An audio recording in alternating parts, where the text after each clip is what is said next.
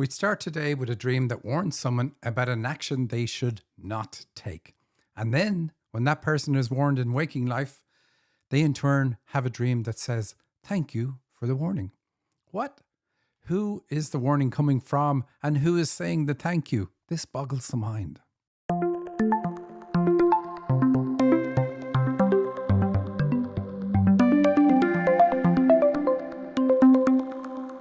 Welcome to the Dream Interpretation Podcast with Michael and Sandy. Hello, welcome everybody. I'm so glad you're here. This is another half hour of us eavesdropping on the very personal communication between the spirit world and you on your earth journey. Because that's what your earth journey is, a spiritual journey for you to gain awareness, to heal issues, to work on traumas, to do everything you can to raise your vibration. We have a major event in May from the 16th to the 18th. It's a 3-day dream interpretation extravaganza. This one looks at dreams from the woo perspective. We avoid the woo. My perspective. Sandy has to add her comments in. Oh, she's so excited.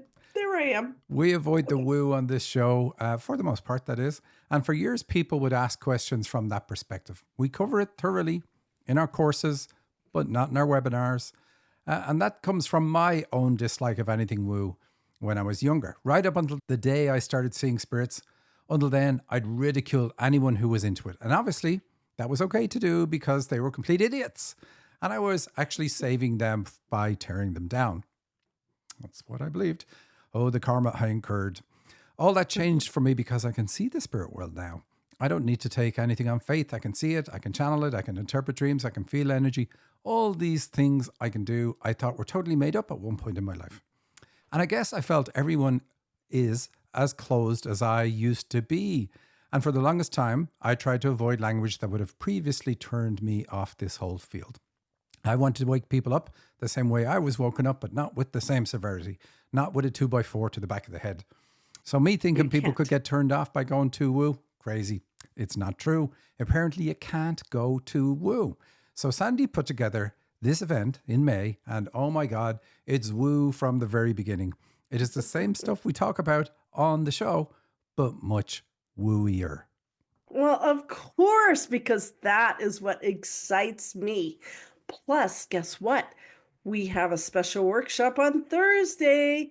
If you register, you get this workshop, and you want it because it's really, really good. I'm excited about it. And I just want you to know it is worth your time. Register. Go now. Register. All right, Michael. Yeah, that was very convincing. Very convincing. So yeah, the event is in May. We have 3 workshops on the run up to it. And you only get them if you register early. We don't repeat the content in the workshop. So it's a bit of a bonus. Mm-hmm. I want to dive in, Sandy, because we're going to feature a dream of yours.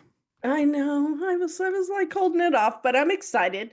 So this is crazy, and this is my dream, and it's so funny because I thought it was just such a weird dream and had no idea what it meant until our genius, Michael, interpreted it for us. So I'm going to protect my friend, and I'm going to change their name. And so there is no Alan, but that's the name we're going to use. Okay, so Alan is sitting on a couch in a house that I don't know. I have not seen it in real life. I walk up to him and I'm talking to him. I notice he's eating a red fruit, most likely strawberries, my favorite, out of what looks like a fish bowl. It's a glass bowl that's more like a fish bowl than a normal bowl that's more open at the top. Michael walks up to talk to us, and Alan takes the fish bowl and throws it over a 6-foot wall, and it crashes onto the counter in the kitchen. I'm like, Alan, what are you doing? You smashed the bowl. Michael looks at me and says, don't get upset with him. All right. That's the end of the dream. That's just crazy, Michael. So I interpreted the dream, which is that Alan believes he has lost access to a spiritual energy source. And because he has lost it, he's going to destroy it rather than let it get into the wrong hands. Now that sounds crazy, but that's why we titled this show A World Beyond Our World Revealed in Dreams.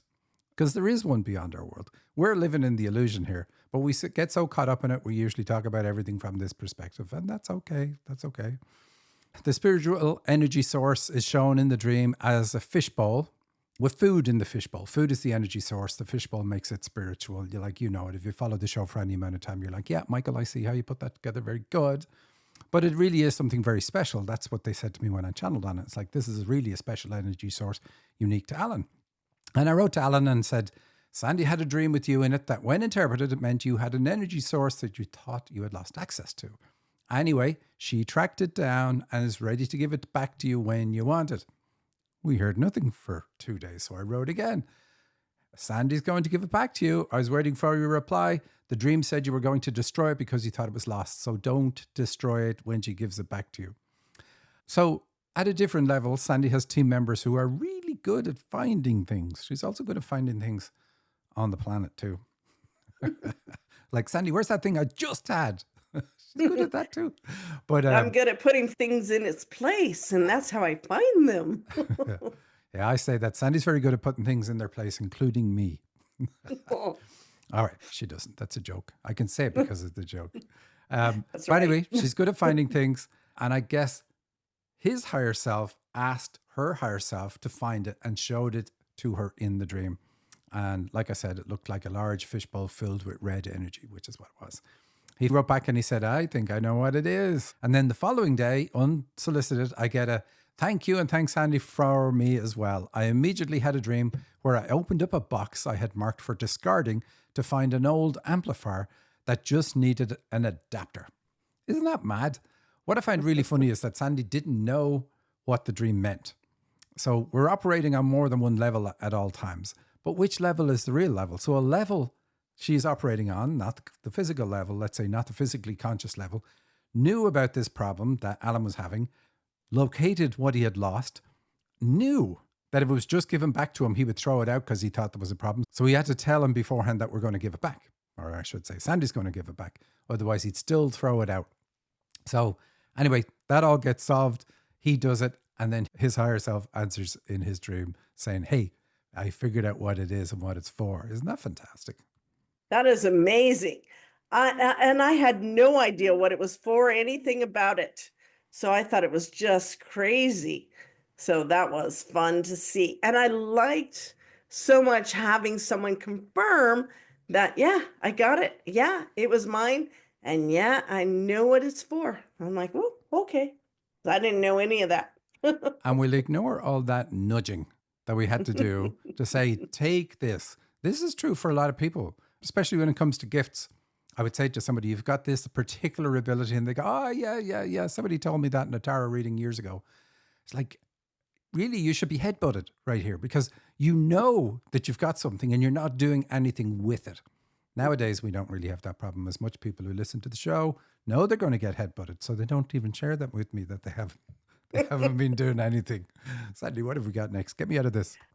Already for the rest of the show, we thought it would be fun to just interpret snippets of dreams. Here are two snippets from a dream called The Psychologist. Ooh, and it's a woman's dream. So here's the first. I'm conversing with a woman.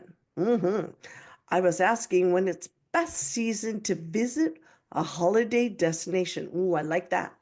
I don't remember where, but it was somewhere warm.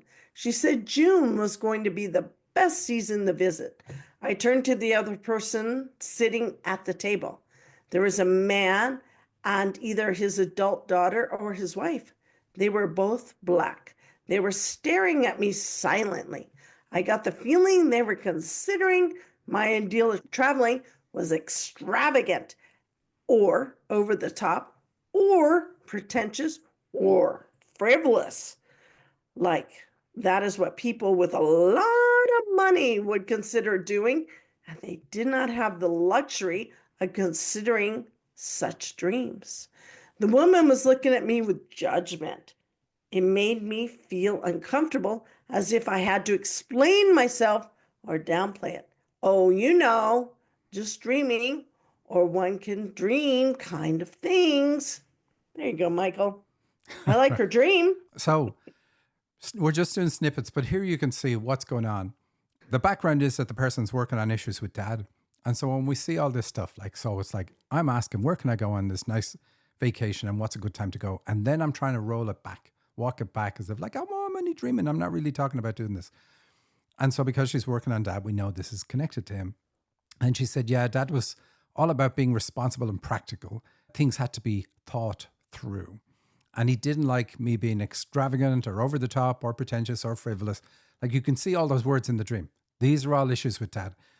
So his philosophy, and he used to say this to her, was stay low key. Don't call attention to yourself. And here she is now as a grown woman in her 50s doing that, like long out of reach from him, but still doing what Dad has kind of instilled in her. And she said that to this day, she feels guilty for having money if people perceive she's extravagant or over the top or pretentious or frivolous, just like he used to pick on.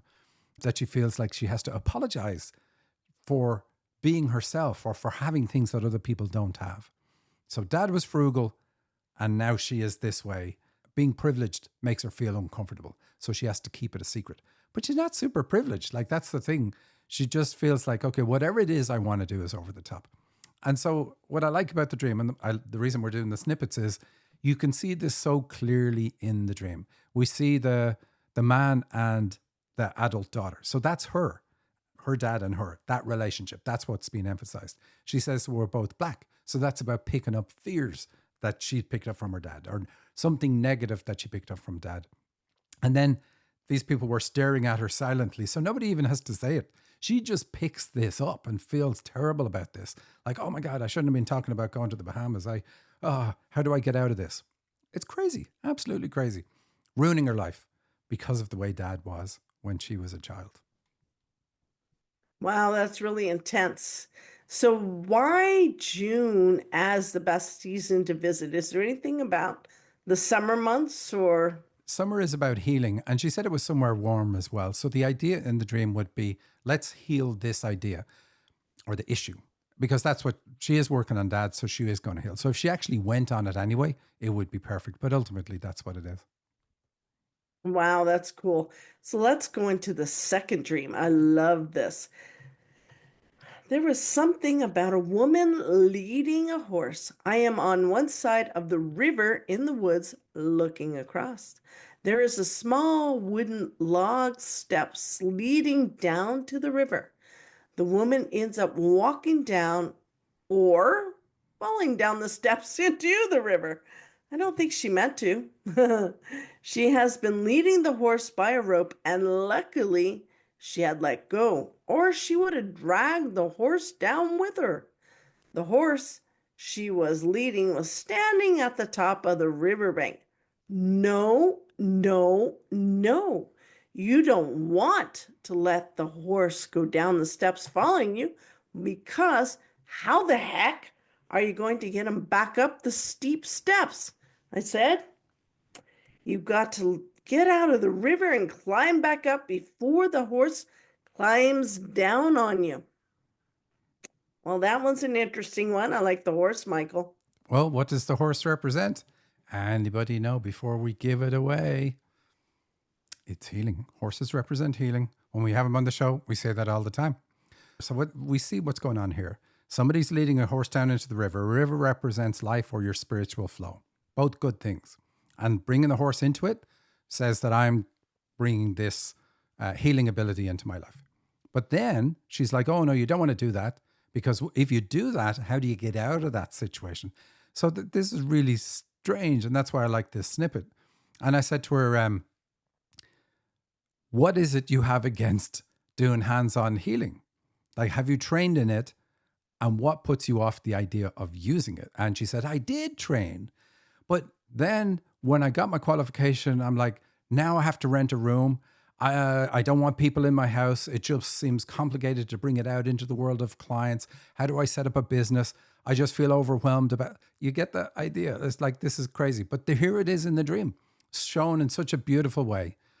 She obviously is meant to lead the horse to the water. That's what the person in the dream is trying to do. So she's meant to activate that gift, use that gift. And this is something we've seen on the show many times before. The order that we use gifts in is more important than the gifts themselves.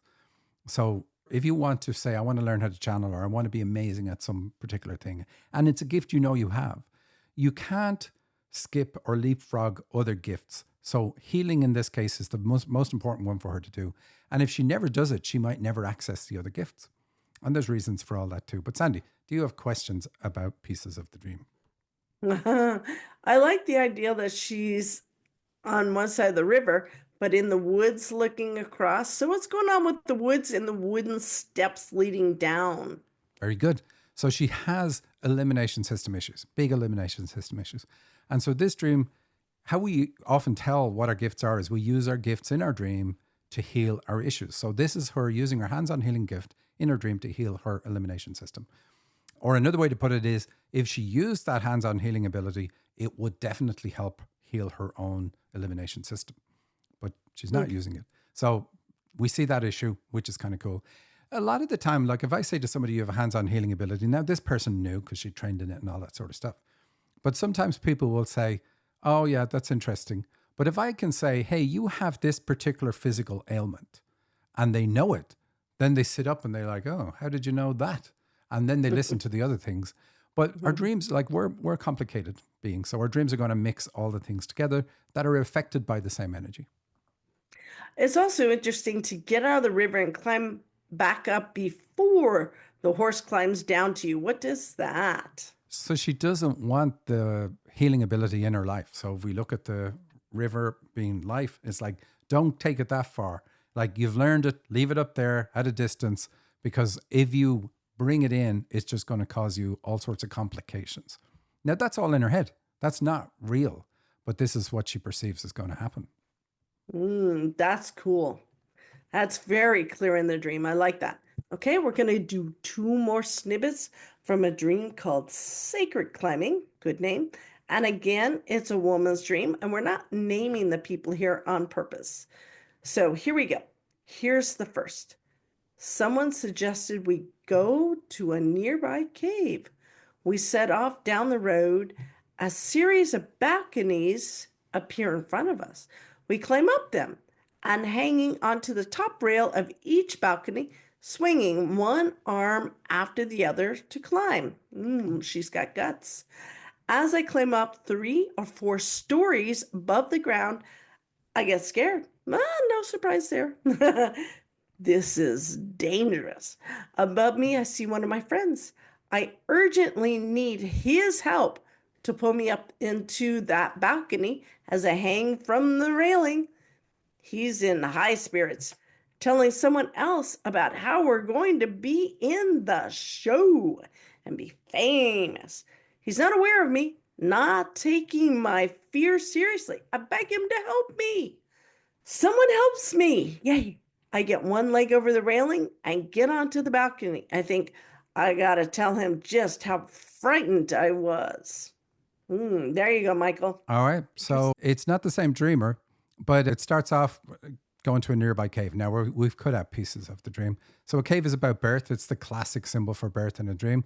Balconies and climbing up them are about going into your head. And we don't do that for nothing. It's to escape from feeling bad. So issues in life cause me to rationalize and get into my head and find that as my safe place. In the dream, like she's scared about falling back down. So that's like, I'm comfortable in my head, but I don't want to get near my feelings. I don't want to go there at all. Please, Lord, whatever you do, don't ask me to feel anything. And of course, she's working on herself now. She's working on Dad, and we see a man there who's in high spirits. So Dad was okay once Dad was okay. That's how you'd interpret that. My plight didn't matter because the dreamer's plight doesn't matter at all. It's not Dad in the dream, but every man in a dream can represent Dad because he's the important one. Like I said, the fear of falling down is fear of going into her heart. That would scare me to death. Please, I don't want to do it. And then she's safe once she gets onto the balcony. And again, that's clearly done out of fear. But once she's up there, she's good. Do you have questions? Yeah, so she said she's going to let him know just how frightened she was. What's going on with that? So whenever you're doing a therapy, you pick the parent that you need to work on, you do the work. And so here, this is kind of like a confrontation, something that I would never have done in reality because I'm going to be sharing with people what my fear is. She doesn't really want to be in touch with feelings, so she's never going to have really done this. but the fear would be there anyway. And that's the idea of the dream, to point out that the fear is there and then allow you to confront the person symbolically that caused you to gain all that fear. Awesome. What about 3 or 4 stories? I always love numbers. So what's going on with the numbers?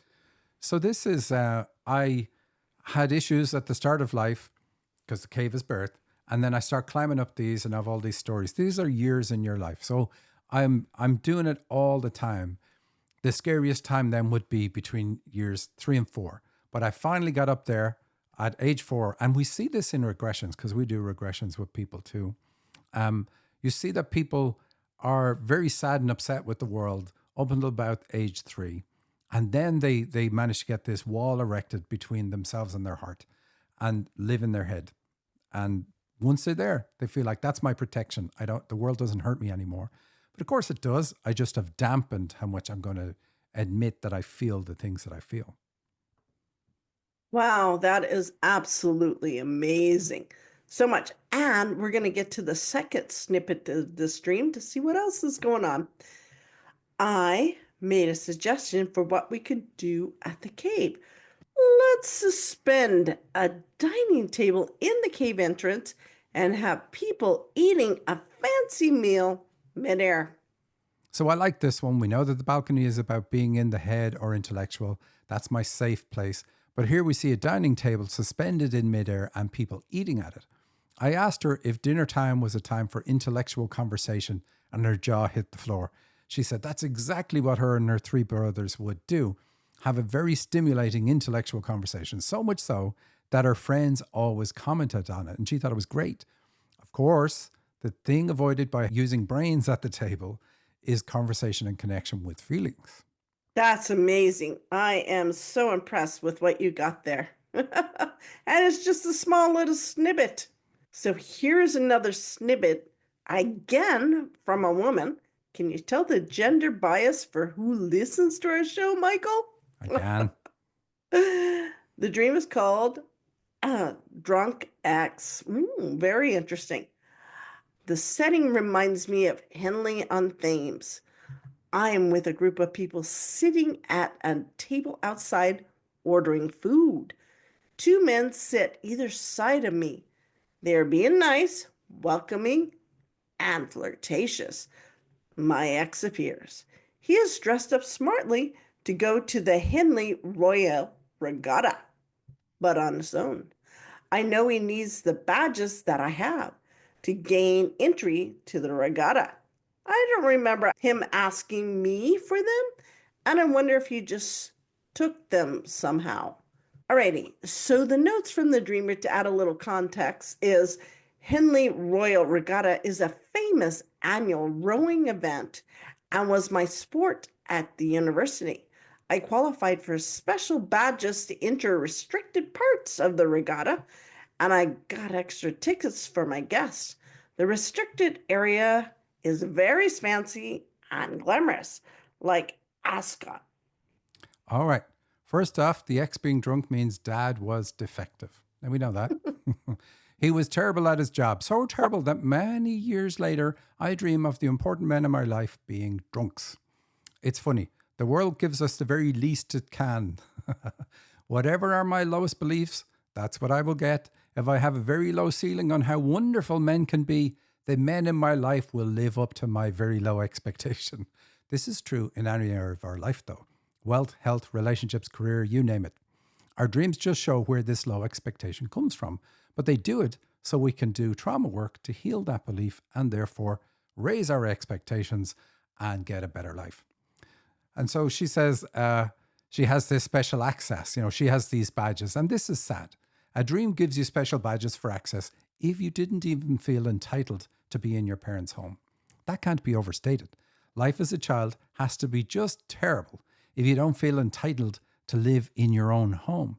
And that's a masculine energy issue, so that one is on dad. But we know it anyway because the dream is about the ex. She also has some other things. We see some other things in the dream. She's a spiritual leader and so on.